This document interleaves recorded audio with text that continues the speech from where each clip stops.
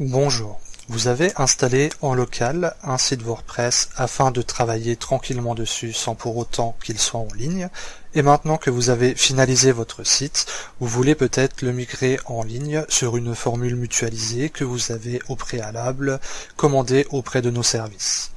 Donc pour cela, je vais vous montrer comment le faire très simplement via le plugin Duplicator. Donc ici, je me suis installé un site WordPress en local et je vais me rendre dans sa partie administration. Donc dans un premier temps, nous allons partir dans la rubrique extension, puis sur le bouton ajouter, et on va faire une recherche du plugin Duplicator. Nous allons prendre Duplicator extension de migration WordPress et on va cliquer sur installer maintenant. Ça va prendre un petit peu de temps pour l'installer sur notre WordPress, selon donc la connexion. Et une fois l'installation terminée, il suffira de l'activer.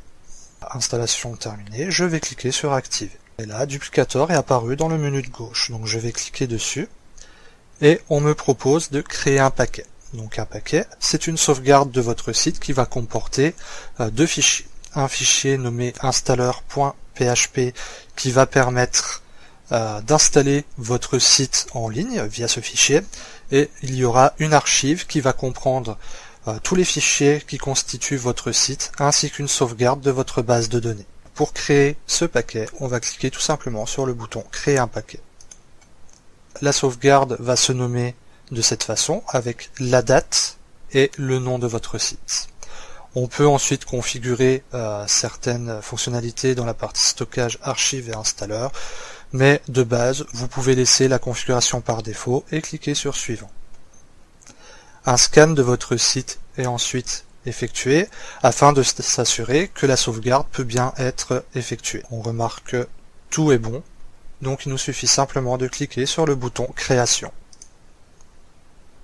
Donc là, ça peut prendre plus ou moins de temps selon la taille de votre site WordPress. Donc une fois que la sauvegarde a été créée, il vous suffit de cliquer sur le lien téléchargement en un clic. Ça va vous télécharger les deux fichiers, donc installer.php et l'archive comprenant donc vos fichiers et la sauvegarde de votre base de données.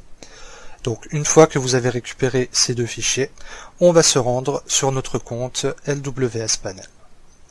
Et je vais utiliser un nom de domaine fictif, donc ici, qui est sur une formule LWS Starter. Donc la première chose à faire avant de commencer à installer les fichiers, ça va être de créer une base de données pour notre site. Je vais aller dans la partie gestion MySQL PHP sauvegarde et sur le bouton MySQL et PHP MyAdmin. Je n'ai pour l'instant aucune base de données sur ce compte, je vais simplement cliquer sur le bouton, cliquer ici pour créer une base MySQL. Ma base de données a été créée et je vais recevoir par mail les informations de connexion.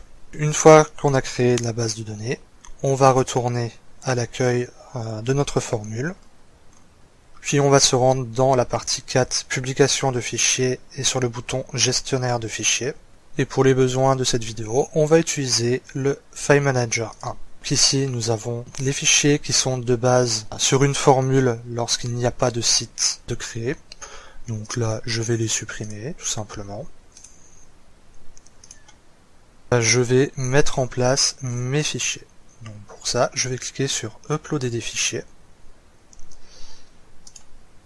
Et je vais aller récupérer mes fichiers téléchargés depuis mon admin WordPress. Donc comme je vous disais, un fichier installer.php et l'archive de mon site. Donc là, je vais sélectionner les deux et cliquer sur ouvrir. Au niveau de l'archive, ça va prendre plus ou moins de temps selon votre connexion. Une fois que les fichiers ont bien été uploadés sur votre serveur, il vous suffit d'appeler le fichier installer.php. Donc là, je vais reprendre mon nom de domaine. Là, je vais l'ouvrir dans un autre onglet. Et je vais donc appeler le fichier installer.php. Donc ici, on peut voir que la partie setup s'est bien déroulée. Par contre, au niveau de la validation, on voit juste qu'on a un petit souci au niveau du PHP Open Base. Même s'il y a un petit warning, on peut quand même continuer notre installation en cochant la case I have read and accept all term and notice et en cliquant sur le bouton Next. il va extraire les différents fichiers sur le serveur. Et enfin, nous n'avons plus qu'à configurer les accès à la base de données. Dans Action, on va laisser Connect and Remove All Data. Au niveau de Lost, on indiquera l'IP qui est indiqué sur notre compte, le nom de la base, l'utilisateur et le mot de passe. Donc je vais déjà mettre le mot de passe. Donc ici, pour récupérer les informations, vous pourrez retourner dans MySQL et PHP-MyAdmin. Et vous avez donc toutes les infos ici. Je récupère l'IP du serveur que je vais mettre dans la partie host. Ensuite, je récupère le nom de la base qui est exactement le même que le nom d'utilisateur. Donc là, pour database et utilisateur. Et on va faire un test de connexion. Ici, tout s'est bien déroulé. On n'a plus qu'à cliquer sur le bouton Next. On nous refait un petit récapitulatif. On va cliquer sur OK. À l'étape 3, on peut modifier, si on le souhaite, le titre de notre site. On peut modifier l'URL. Étant donné que j'étais en local, j'étais simplement en HTTP. Je vais rajouter le S pour bien indiquer que je suis sur un domaine qui dispose d'un certificat SSL. Et ça va être installé dans ce dossier-là. Donc là, vous n'avez pas besoin de changer cet élément-là. Et cliquez simplement sur Next. Donc ici, tout a été installé.